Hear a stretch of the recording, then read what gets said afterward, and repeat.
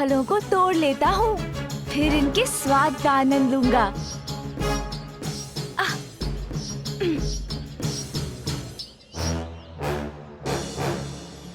कौन है? नंदी जी आप? मेरा अभी मन नहीं भरा, इससे अभी और क्रीड़ा करनी है मुझे, इसलिए मेरे शीश पर ही रहने दीजिए इसे।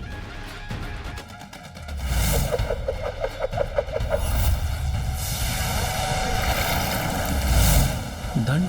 इसने तो पुनः दंड उठा लिया। नहीं नहीं, नहीं लूंगा।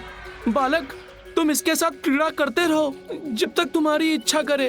हाँ, मैं जाता हूँ।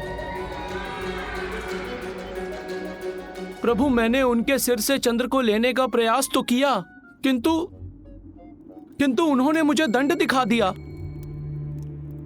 उनके साथ पुनः युद्ध की स्थिति उत्पन्न हो, उसके पूर्व ही हमें उसे रोकना होगा। स्वामी,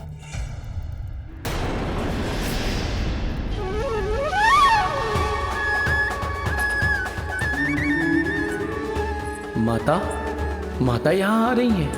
प्रणाम माता।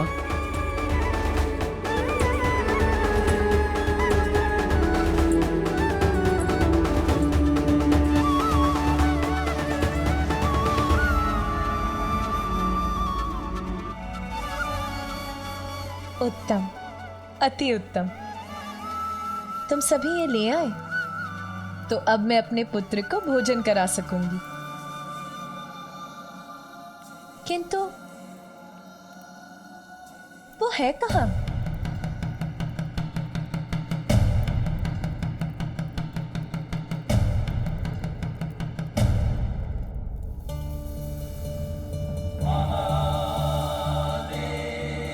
स्वामी, ये क्या? सदा आपकी जटाओं में स्थित रहकर आपके शीश को सुशोभित करने वाले चंद्र कहाँ हैं? देखा आपने, ये है परिणाम ध्यान में मग्न रहने का। आपको ज्ञात भी नहीं कि आपके शीश से चंद्र कहाँ चले गए। और हमारा पुत्र, वो कहाँ है? वो माता, चंद्र तो आपके पुत्र के पास ही है। वो उन्हें अपने साथ ले गए हैं और वो उसके साथ क्रीड़ा कर रहे हैं। तो इसमें इतनी चिंता की क्या बात है? तुम जाकर उससे कह दो, वो लौटा देगा चंद्र को।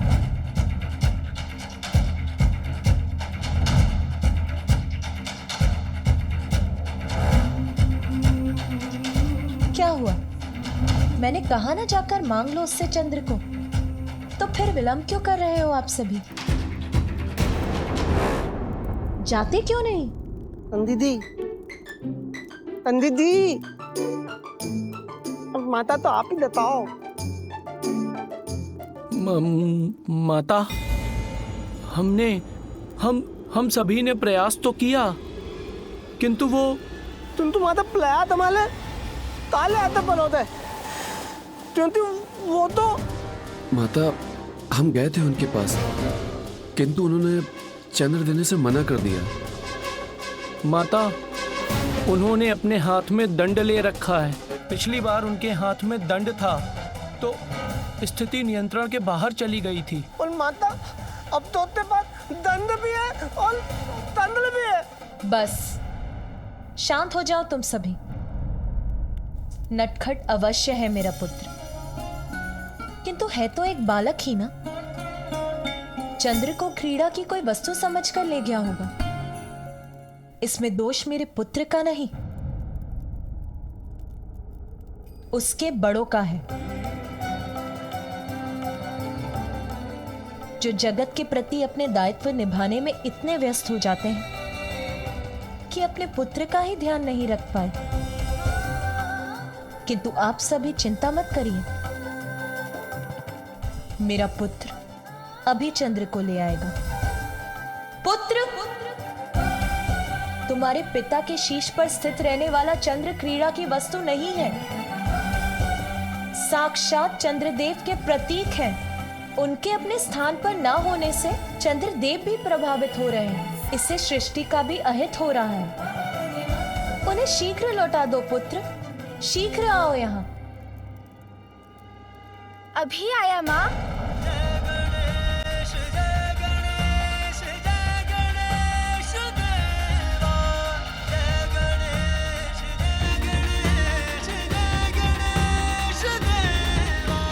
पुनः ऐसा कभी मत करना पुत्र। अपने पिता के शीश से चंद्र को कभी मत उतारना। चलो अब उन्हें उनके स्थान पर स्थित कर दो। अच्छा माँ, अभी रख देता हूँ। नहीं नहीं, मैं पुनः नहीं उछाला जाना चाहता। मुक्त कराओ मुझे, मुक्त कराओ। इतनी यातना नहीं झेल सकता मैं अब।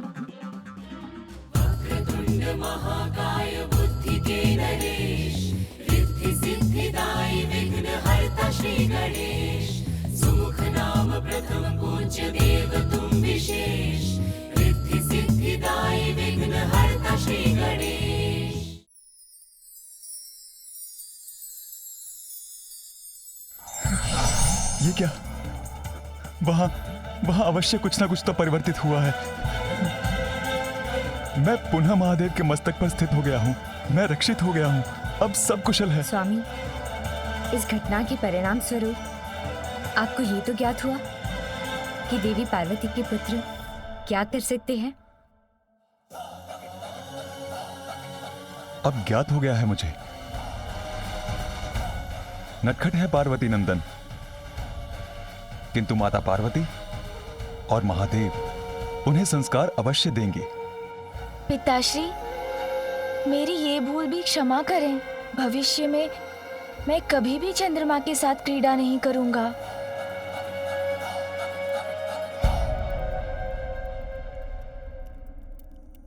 बालक विनायक विनम्र जो हुए, चकित सारे गण देखते ही रह गए। चंद्र पुनः शंकर के भाल पे सजा, नाम चरितार्थ चंद्रशेखर हुआ। अनुराग से देखे पुत्र को पिता, हर्षित परिवार को देख के उमा।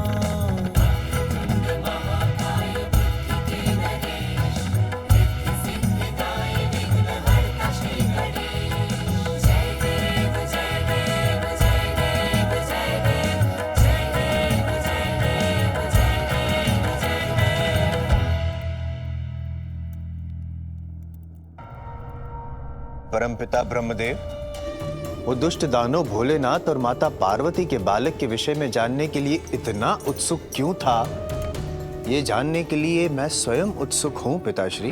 क्योंकि पार्वती पुत्र ही इस दुष्ट सिंदूरा का काल बनेगा देवर्षि। किंतु उस दुष्ट दानव ने आपको पिता कहकर संबोधित क्यों किया?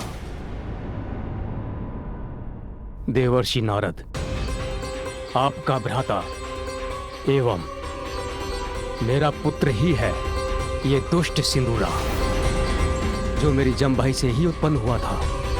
जमभाई से? कैसे?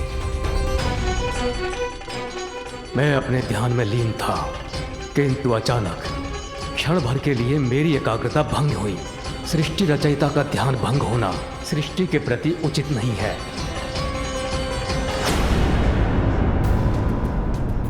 मुझे अपनी इस बड़ी भूल का आभास हुआ और मैंने पुनः स्वयं को ध्यान में स्थिर कर लिया।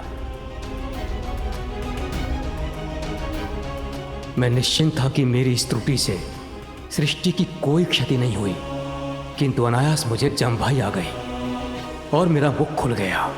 उसी अवकाश में ये जन्म लेकर प्रस्तुत हुआ।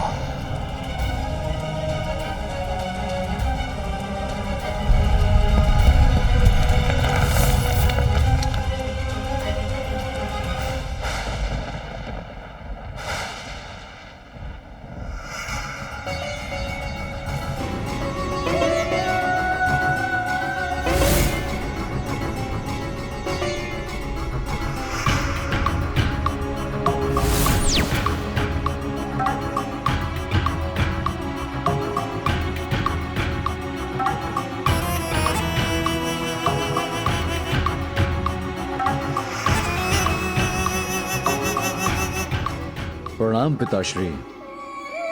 प्रणाम माताश्री। पुत्र, कभी कभी भूल भी वरदान बनकर हृदय को हर्षित करती है। तुमने मेरी जंबाही से उत्पन्न होकर हमें अपार सुख प्रदान किया है। सिंदूर के समान लाल रंग होने के कारण तुम्हारा नाम होगा सिंदूरा, सिंदूरा, सिंदूरा। जैसी आपकी इच्छा पिताश्री। उसके सुंदर रूप ने हमें पुत्र मुंह में डाल दिया और हमने उसे अनेकों वरदान दे डाले। हम कल्पना भी नहीं कर सकते थे कि उन वरदानों का इतना भीषण परिणाम भी हो सकता है। पुत्र, मैं तुम्हें सभी चुनौतियों और शत्रुओं को पराजित करने का सामर्थ्य रखने वाले महापराक्रमी योद्धा होने का वरदान देता हूँ। सिंदूरा का जन्म हुआ तो उसमें दिव्यता का समावेश था, किंतु लोभ और बल तो दिव्यता को भी दूषित कर देते हैं। पुत्र, स्नेहवश हमने उसे जितने वरदान दिए उसके अहंकार में उतनी ही वृद्धि होती गई। पुत्र, तुम इतने बलशाली होगे कि कोई भी शत्रु तुम्हें कभी कोई क्षति नहीं पहुंचा पाएगा। अपने शत्रुओं की बुद्धि में प्रवेश कर उनको नियंत्रण रखने में तुम हमेशा समर्थ रहोगे और उन पर सदैव विजय प्राप्त करोगे। मेरा आशीर्वाद सदैव तुम्हारे साथ है। पुत्र, मैं तुम्हें वरदान देता हूँ कि तुम अपनी विशाल भुजाओं में जिसको भी पकड़कर दबोच लोगे उसके शरीर के सहस्त्रों टुकड़े हो जाएंगे और उसका अंत होगा।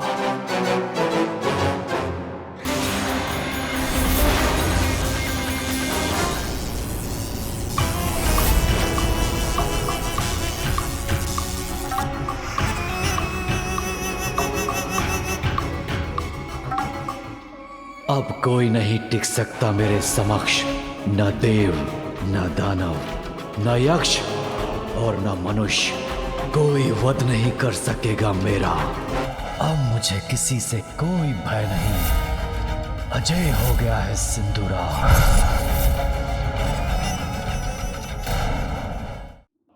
अब जब मैं किसी को भी पराजित कर सकता हूँ, किसी को भी, तो मुझे कोई भी रोक नहीं सकता।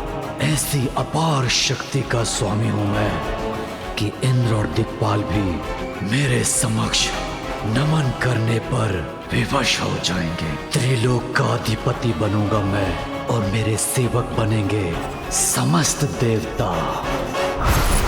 पिताश्री, इन वरदानों के लिए आपका धन्यवाद, किंतु ये सत्य है भी या नहीं, इसका परीक्षण तो मुझे करना ही होगा। तो क्यों ना मैं आपको ही अपनी भुजाओं में आबद्ध करके देख लूं कि आपकी ये दी हुई शक्तियां प्रभावी है भी या नहीं। पुत्र, मैं तुम्हारा पिता हूं। क्या तुम मेरा ही अंत करना चाहते हो? क्या यह उचित है? बलशाली की इच्छा स्वतः उचित हो जाती है। महाज्ञानी है आप, इतना भी नहीं जानते। सत्य है, विषधर को दुग्ध पान कराने से उसका विष बढ़ता ही है। पुत्र, सौंदर्य से मुग्ध होकर ये नहीं समझ सका था मैं, किंतु अभी तो कोई उपाय कर इसे रोकना होगा। पुत्र, तुम एक महाबलशाली युवा हो और मैं एक वयोवृद्ध सृष्टि रचयिता योद्धा नहीं हूं मैं। किंतु मुझे तो अपनी शक्तियों का परीक्षण करना है, इसलिए आप मुझसे युद्ध कीजिए। या पुत्र, तुम श्री हरि नारायण के पास जाओ, वो युद्ध करने में पारंगत हैं। तुमसे युद्ध करने के योग्य तो वही हैं, मैं नहीं। और इस प्रकार असाधारण बल और अहंकार से परिपूर्ण सिंदूरा बैकुंठ पहुंच गया।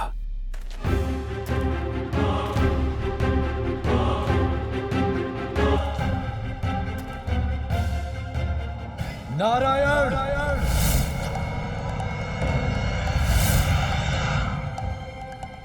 कहां छुपे बैठे हैं नारायण? मेरे समक्ष आइए।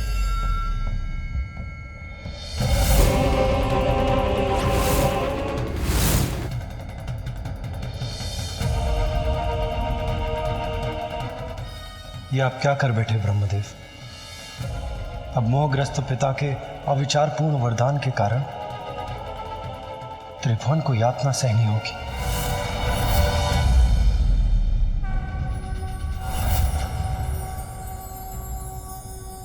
नारायण, मैं सिंदूरा आपसे युद्ध करने आया हूं। मुझसे युद्ध? परंतु मेरी तो तुमसे कोई शत्रुता नहीं। शत्रुता नहीं तो क्या हुआ? मुझे ब्रह्मदेव के वरदान से मिली शक्ति का परीक्षण करना है। सुना है कि महाकुशल योद्धा है आप, इसीलिए मैं आपको अपनी भुजाओं में भरने आया हूं। पुत्र, युद्ध आदि तो मैं त्याग चुका। सृष्टि का पालन पोषण करने के कार्य में ही व्यस्त रहता। तुम महादेव पुत्र कार्तिकेय से युद्ध क्यों नहीं करते? युवा महायोद्धा कार्तिकेय ही देवताओं के सेनापति और रक्षक हैं। उन्होंने अपने पराक्रम से ताड़कासुर नाम के एक भयंकर राक्षस का वध किया है। तुम कैलाश जाओ और उनसे युद्ध करो। यदि तुमने युद्ध में उन्हें परास्त कर दिया तो संपूर्ण देवता स्वतः ही तुम्हारे समक्ष समर्पण कर देंगे। कार्तिकेय। और तब सिंदूरा कार्तिकेय को ढूंढता हुआ कैलाश पहुंच गया, किंतु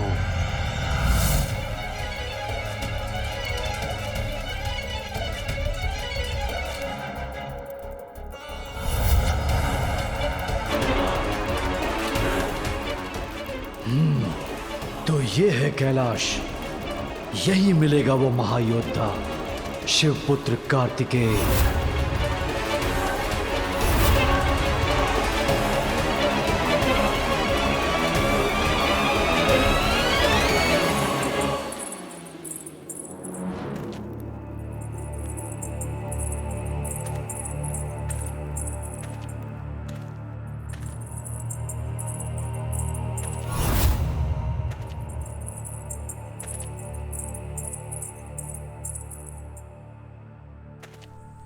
ये चूड़ियों की खनखनाहट कहां से आई? अत्यंत मधुर ध्वनि है। किंतु कार्तिकेय के स्थान पर उस दुष्ट की कुदृष्टि पड़ी देवी पार्वती पर।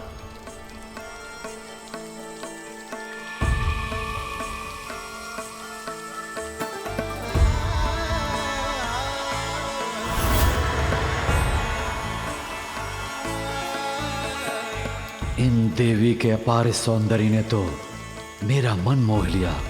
मुग्ध हो गया है सिंदूरा इनके इस मन भावन रूप से। और जिस पर सिंदूरा मुग्ध हो जाए उसे प्राप्त करके ही रहेगा।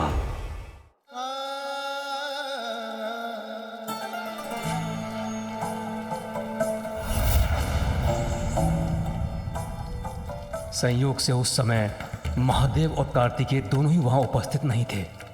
अपनी वरदानी शक्तियों से प्राप्त बल के मद में मदमस्त देवी पार्वती पर मोहित वो दुष्ट दुर्भावना हृदय में धारण किए देवी पार्वती की ओर बढ़ने लगा।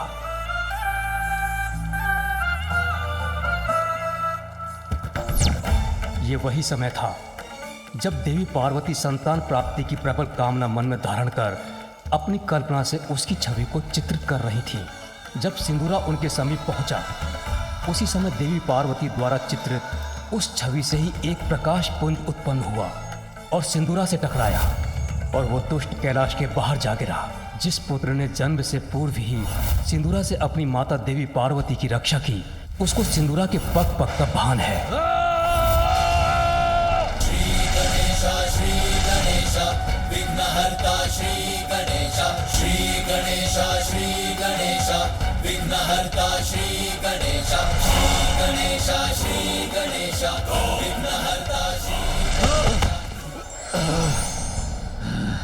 एक पुत्र का कर्तव्य होता है कि वो ऐसे सुकार्य करे जिससे उसके माता पिता उस पर गर्व कर सके। मैंने तुम्हें कई वरदान दिए, परंतु तुमने उन सबका दुरुपयोग करना ही उचित समझा। उन शक्तियों के साथ मुझ पर ही आक्रमण किया। अब तुमने अपने दुष्कृत्यों की सभी सीमाएं लांघ दी हैं। जगत जननी देवी पार्वती को कुदृष्टि से देखने का दुस्साहस किया तुमने। मैं तुम्हें श्राप देता हूं,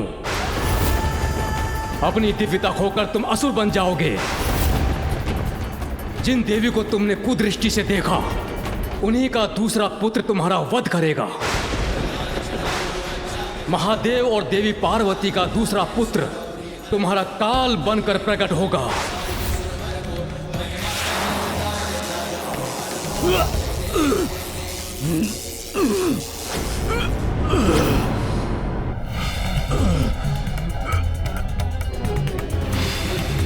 स्मरण रखूंगा, सदैव स्मरण रखूंगा ब्रह्मदेव।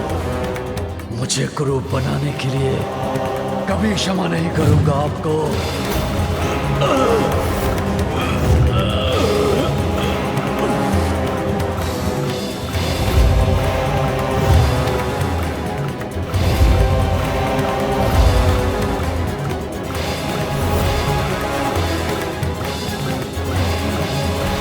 महादेव और देवी पार्वती का दूसरा पुत्र तुम्हारा काल बनकर प्रकट होगा। यदि वो बालक मेरे लिए काल है, तो सिंदूरा भी उसके लिए महाकाल है।